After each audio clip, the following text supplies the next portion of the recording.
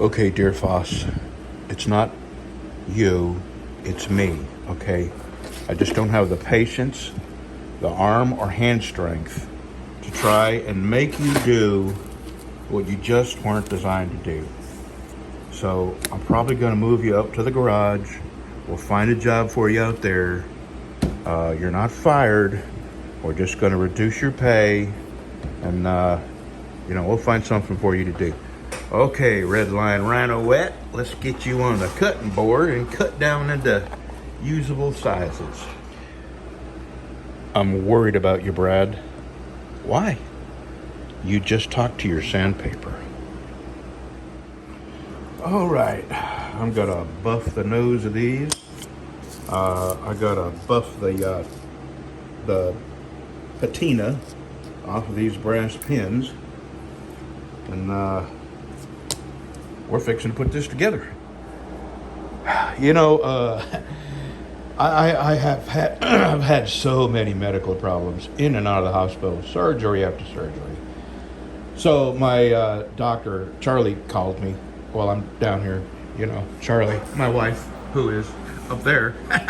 So anyway, she called me and I was talking to her on the phone. So while I was talking to her on the phone, my phone rang, and of course I didn't hang up on my wife and answer that, but they did leave a message, and it was my doctor. And the message was, please call me when you get a moment. So right away my heart starts pounding. I'm thinking, what do I have wrong with me now? What parts they want to cut out? I mean, do I have cancer this time? What's going on? So I call back immediately, and I can't get through, and I call, and this whole time, that's been about 10 minutes, right?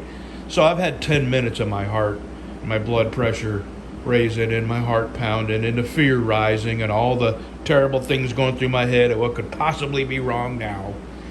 But it was nothing. They just want to set me up for a low-dose cancer scan, CT cancer scan. So, all right, no big deal. I'm letting my blood pressure come back down. Then I'm going to go buff the nose of these and epoxy them on. I got these cleaned up. We'll be back.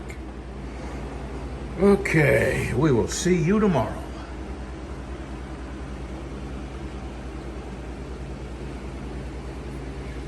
I don't think I want to work on that yet. I may tinker with this a little bit. Yeah, I'm going to. So this is a bit of a nuisance. I missed a call from my doctor, and it took 10 minutes to get through and get a person.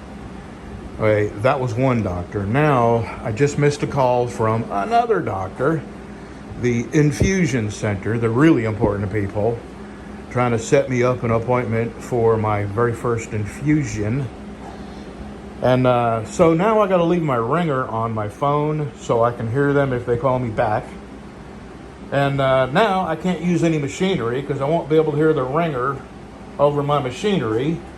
So I'm sitting here sanding by hand when I could be using, a hand sander or something that makes a lot of noise. And what a nuisance. So, looking good, but I really want to go in and put this on the buffer to see.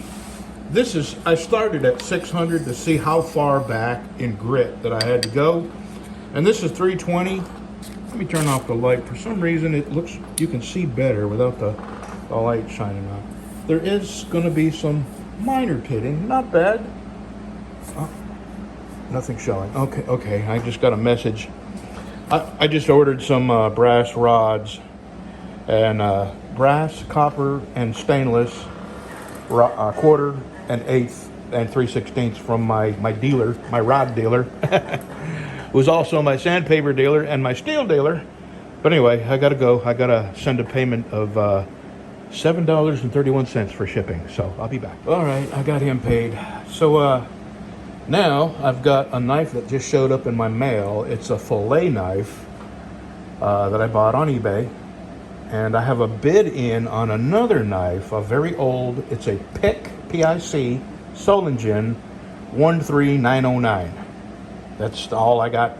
And it's in pretty rough shape, no sheath. It will take a whole bunch of taking apart and cleaning up, but I think I can make a really nice knife out of it. So I'm going to walk up the mailbox, get my mail, and I'll show you that knife here in 2 seconds, and maybe then people will call me soon, and I can go put this on the buffer to see how much more I got to sand. But when I come back with the fillet knife, I'll show it to you, and then I'll sand a little more on this. It's not noisy if I do it by hand. Okay, all right, I got one call out of the way, got an appointment. Now I'm waiting for the last, my infusion call. So apparently my tuberculosis test came back negative. So this is what I got. It's a fillet knife, and it is in exceptional condition. I'm going to do very little to it. I'm going to maybe sand or buff the pins a little bit. There's not a whole lot to do to that. I will make it clean and shiny. And this is a fillet knife, and here's what it is. This is the reason I bought it.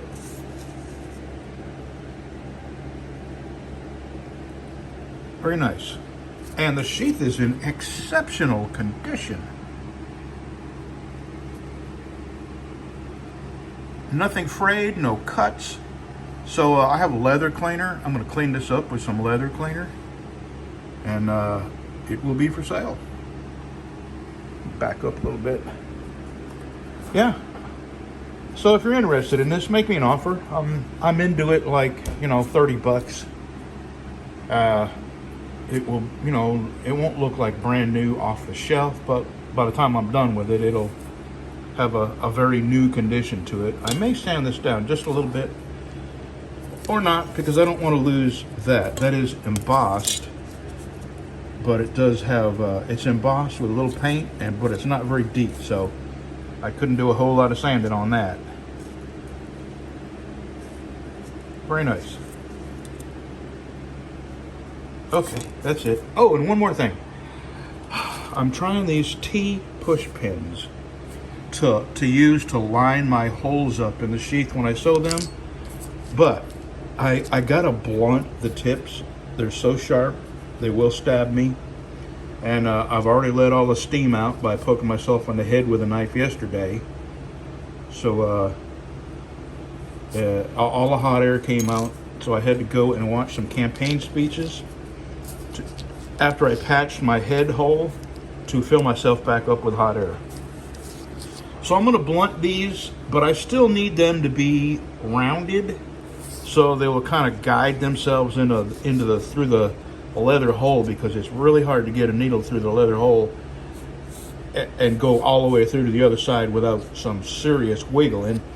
And the point will do nothing but catch on stuff. So there's 100 of these, and I'm not going to do it today, but I'm going to put them on a very, very fine sanding belt and blunt the edges and try to leave a rounded edge. I may even do this on a buffer, just to see. All I gotta do is knock the point off the edge and make it smooth. Okay, I'm gonna sand on this a little bit more. I'm still waiting on phone calls, so I gotta do it by hand so I can hear the phone ring.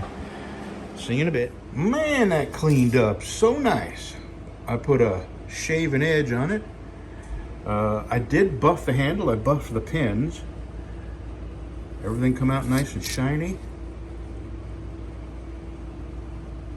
Actually, I still got wax on that.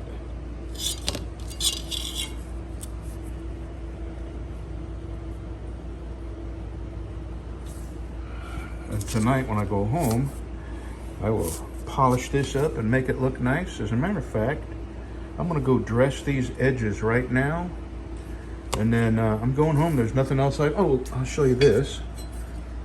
This was nothing but handwork. I'm waiting on a phone call, so I can't go use my buffers and machinery because I can't hear the phone over it. So here we go. This is the small Bridell cleaver, 6-inch, 806, 6-inch.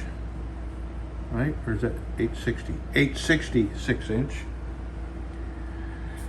And tomorrow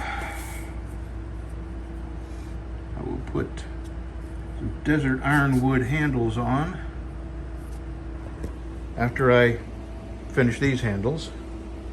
So yeah, I'm gonna dress these edges in my leather shop, and then I'm gonna go home. There is no welt in that, and I'm really surprised that the knife hasn't cut that string.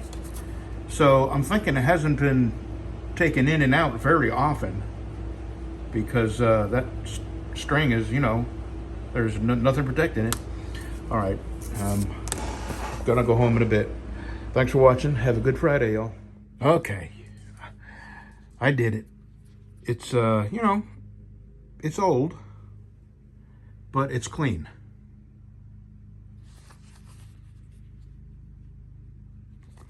And I did dress the edge, so it's waterproof. Okay, that one's done. I'm fixing to box that one up, and tomorrow I deliver that.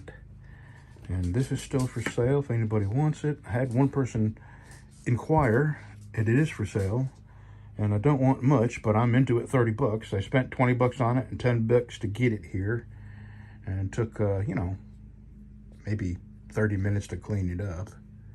And I did put an edge on it. Boy, that's sharp. This is sharp too, and this is sharp. Okay, let me get my box. Oh, that's what I rubbed off of that leather. That, and it smells like cigarettes too. So this was in a smoker's house at some time, because now the rag smells like cigarettes. Alrighty, let me get my boxes out and start boxing.